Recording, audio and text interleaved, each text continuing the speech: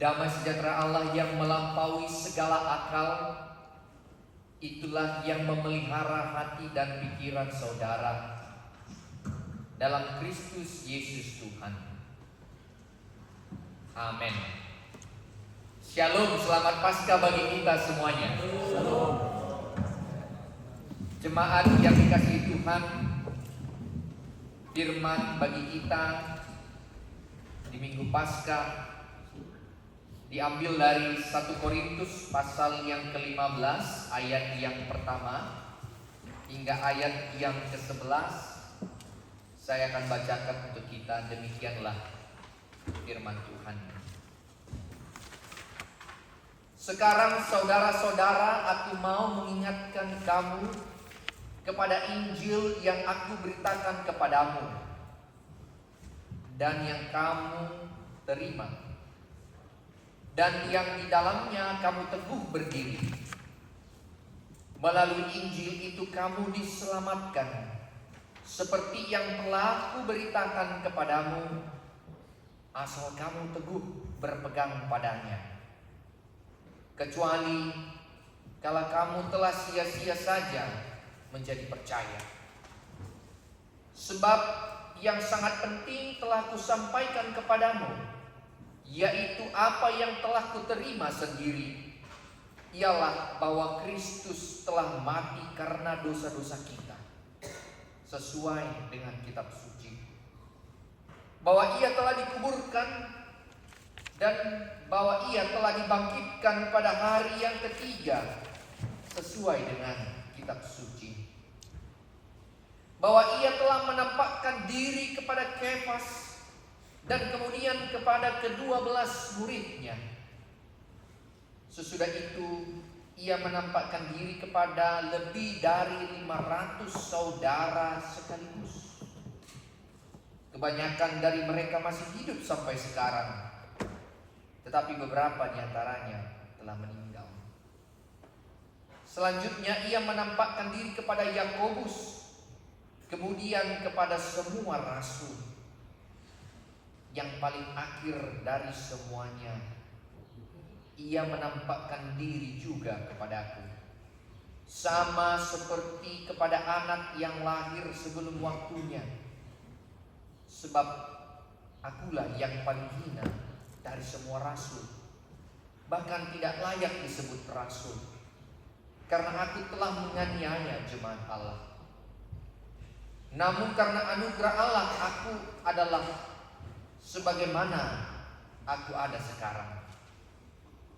Dan anugerah yang diberikannya kepadaku tidak sia-sia. Sebaliknya, aku telah bekerja lebih keras daripada mereka semua. Tetapi bukan aku, melainkan anugerah Allah yang menyertai aku.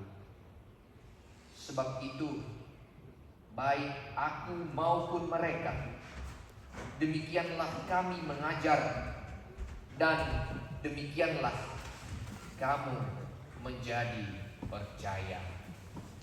Demikianlah firman Tuhan.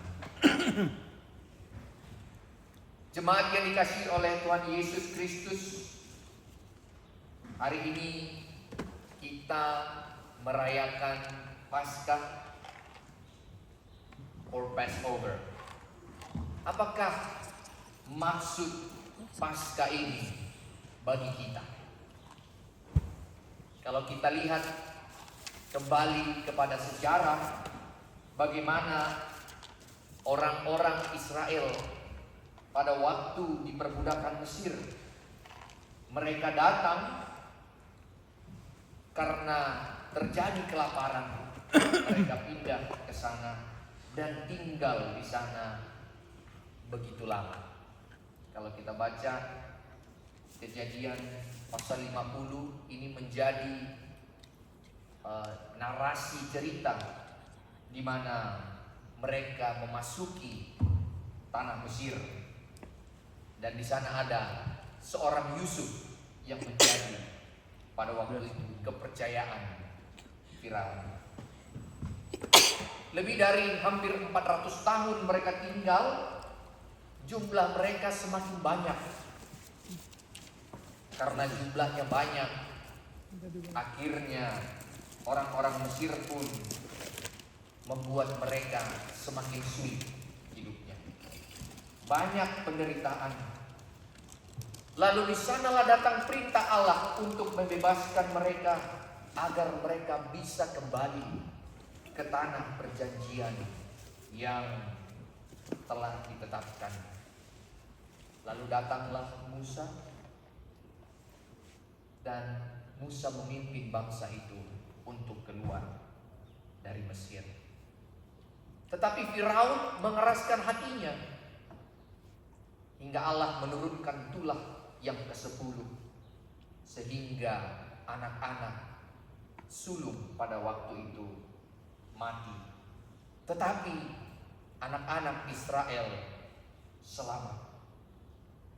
Peristiwa inilah yang menjadi dasar pada waktu itu Musa menetapkan makan Paskah bagi umat Israel. Musa berkata di Keluaran 12 pada waktu itu, dia meminta mereka agar bersiap-siap, dan mereka pada tulah itu telah datang. Mereka diminta untuk memakan roti yang tidak beragi. Kenapa harus roti yang tidak beragi? Ada 2 alasan.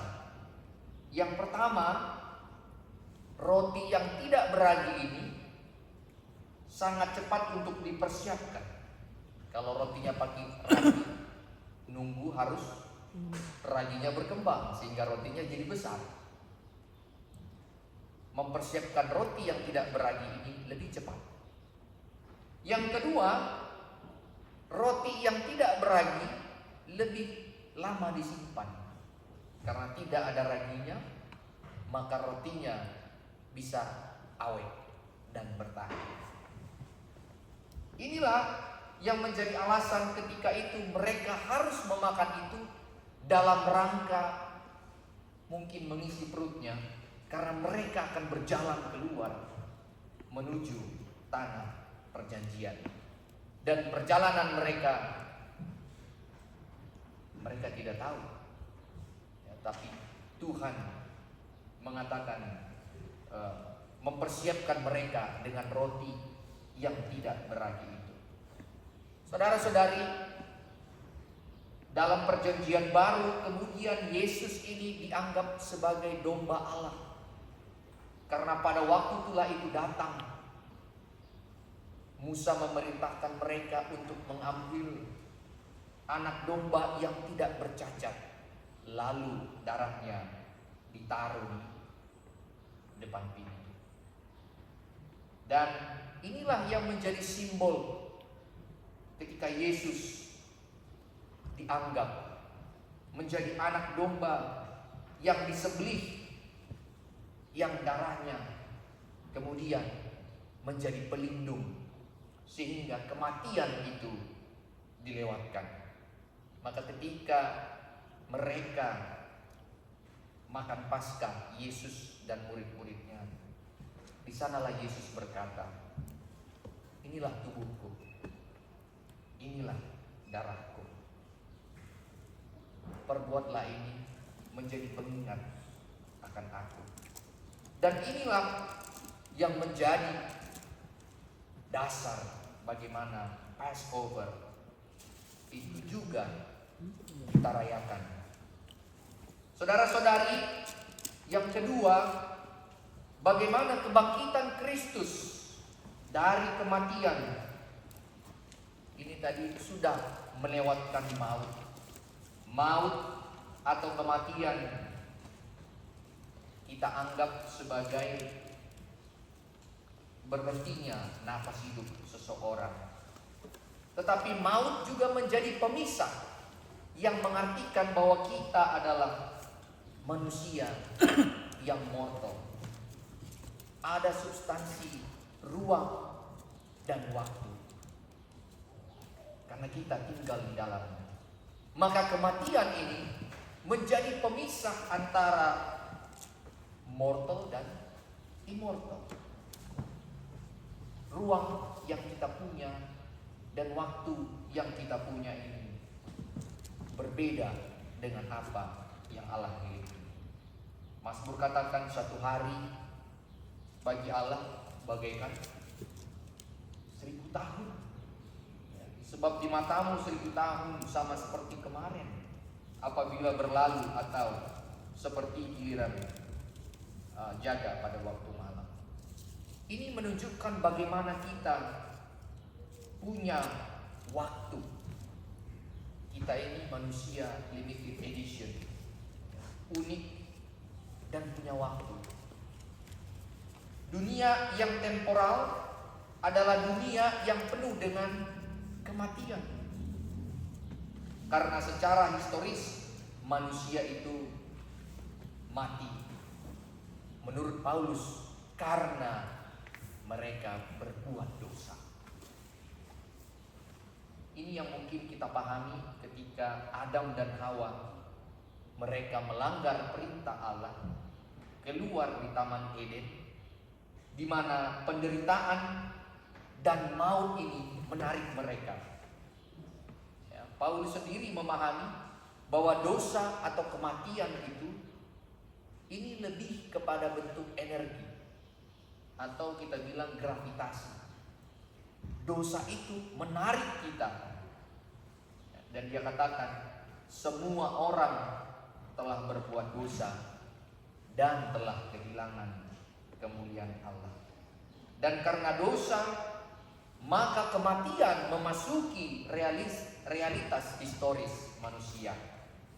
Dosa inilah yang ditebus oleh Yesus sehingga kita punya hubungan kembali kepada Tuhan.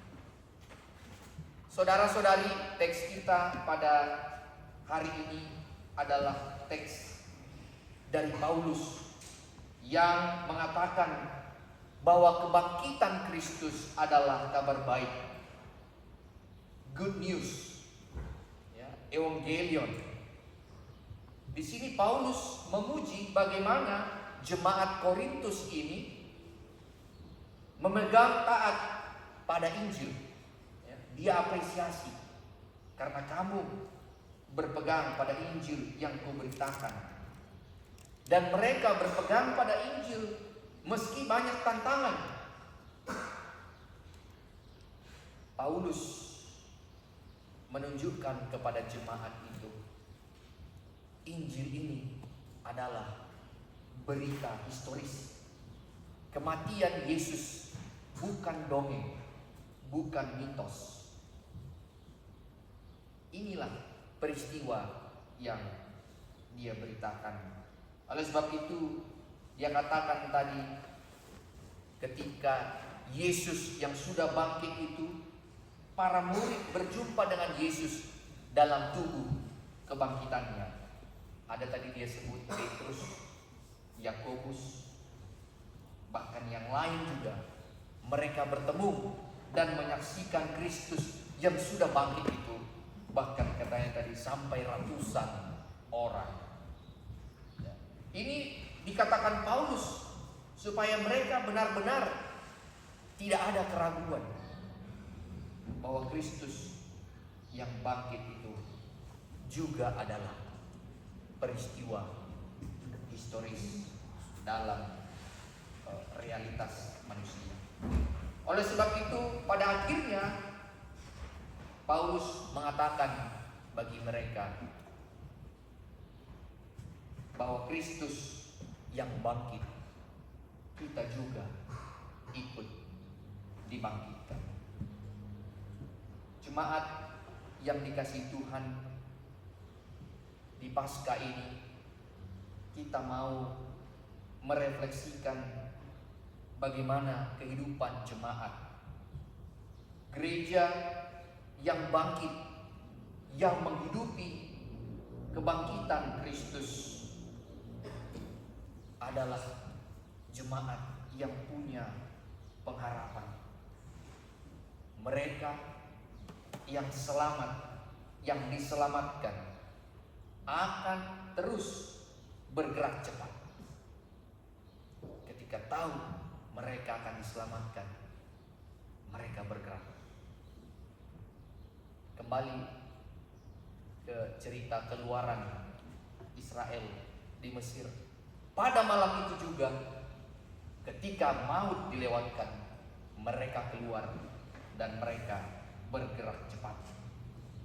Ini tanda kebangkitan. Misi tidak berhenti pada struktur dan jabatan, tapi misi Allah hanya ada satu, dan misi itu ada di dalam gereja. Gereja yang bermisi adalah yang berpegang teguh pada Injil, yang punya pengharapan dan terus bergerak. Dan gereja yang bermisi adalah gereja yang punya relasi yang dinamis, bagaikan gerakan angin yang bertiup dengan cepat. Gereja bukanlah gedung. Gereja adalah jemaat. Gereja adalah kita yang dipanggil untuk berpartisipasi di dalam dunia ini. Paskah ini menggerakkan kita untuk bangkit, meninggalkan yang lama dan menuju manusia baru. Karena itulah kita dipanggil untuk bersekutu dan menyaksikan kabar baik. Kita tahu kalau kabar buruk kadang lebih cepat bergerak dari kabar baik. Ya, kabar baik sepertinya ketinggalan. Tetapi kabar baik inilah yang mau dan yang pertama kita dahulukan, bahwa kita mau terus bergerak. Gereja HKBP yang ada di Amerika merayakan Paskah, kita juga dipanggil untuk bergerak keluar karena kematian sudah dilewatkan. Kita punya harapan dan masa depan. Kalau kita lihat tadi anak-anak Sunday School yang bernyanyi, ya, that was great, thank you. Ya, I love the message. Ya. Kita punya harapan. Ketika masih ada generasi muda, kita punya misi ke depan. Dan tentunya misi ini harus dilakukan hanya oleh melalui karunia-Nya saja. Paulus katakan, aku pun yang memberitakan Injil itu. Semua yang kerja keras telah kulakukan itu karena anugerah daripada Allah saja.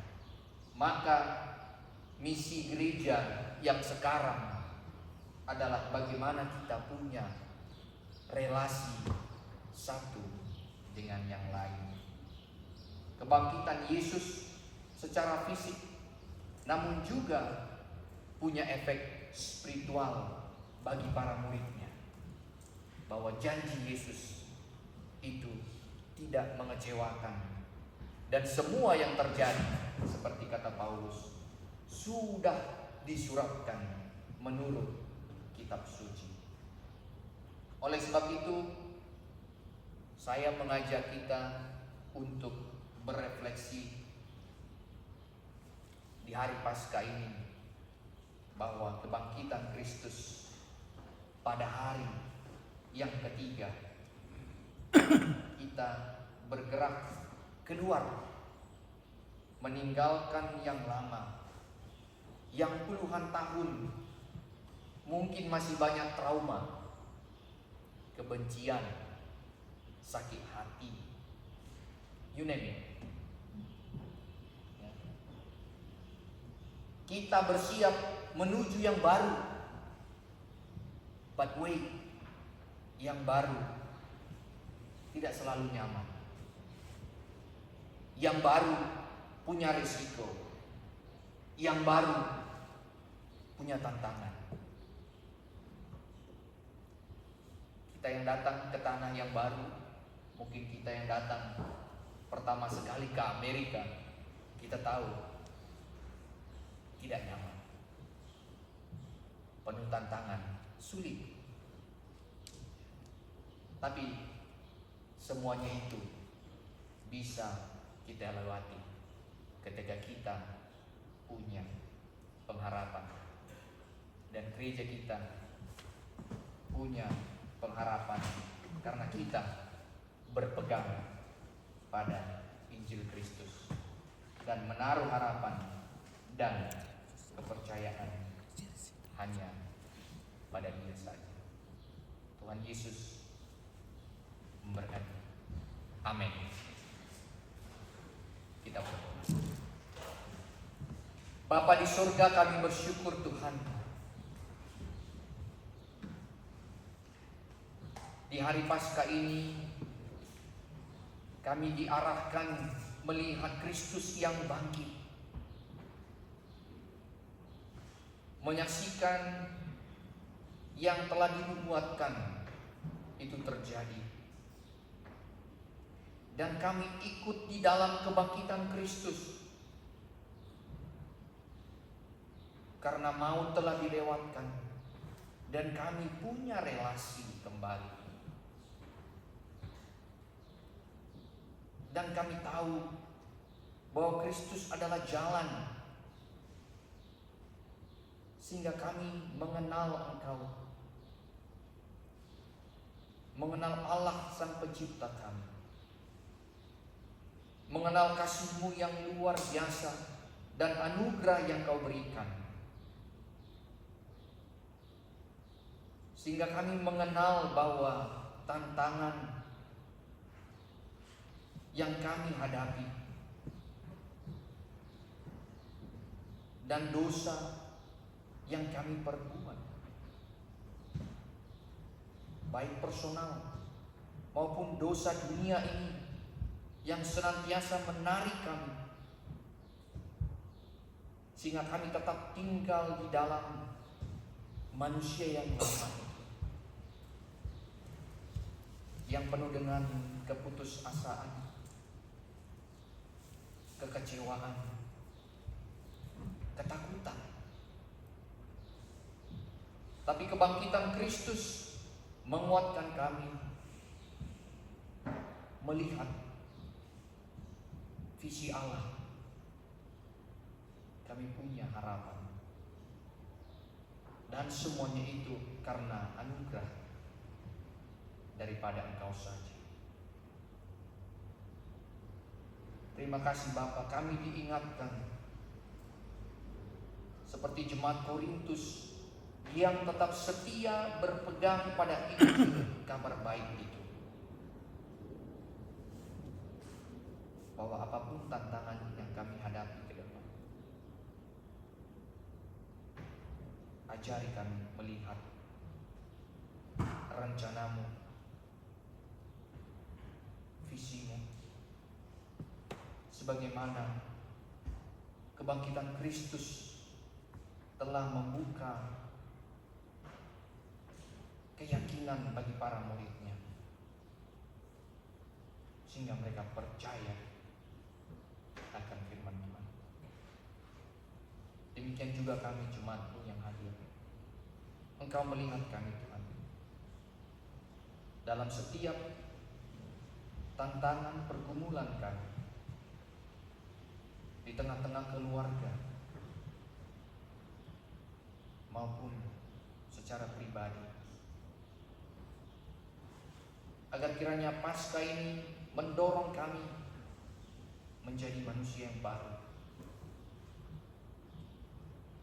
melewati yang lama dan menatap ke depan, dan kami senantiasa punya harapan. Jika kami tahu kami hidup di negeri, di tanah yang penuh dengan tantangan, penuh dengan penderitaan. Tapi kami percaya Tuhan senantiasa hadir bersama dengan kami. Terima kasih Bapa buat segala pengorbanan-Mu dan kasih-Mu yang Kau tunjukkan bagi kami, sehingga kami bisa mengasihi satu dengan yang lain, saudara-saudara kami. Hindarkan kami dari kebencian, tetapi biar hati kami senantiasa diperbaharui. Sebab melalui firman-Mu lah yang memberikan hati yang baru kepada setiap orang yang percaya. Kau memberkati jemaat-Mu yang hadir pada hari ini, agar kiranya kami bersama-sama bisa menikmati kasih Kristus. Kebangkitan-Mu membuat kami penuh dengan harapan. Terima kasih Bapa, kami mau serahkan hidup kami ke dalam tangan-Mu saja. Ampuni dosa dan pelanggaran kami. Dalam Kristus Yesus Tuhan. Amin. Kita bernyanyi sambil mengumpulkan persembahan.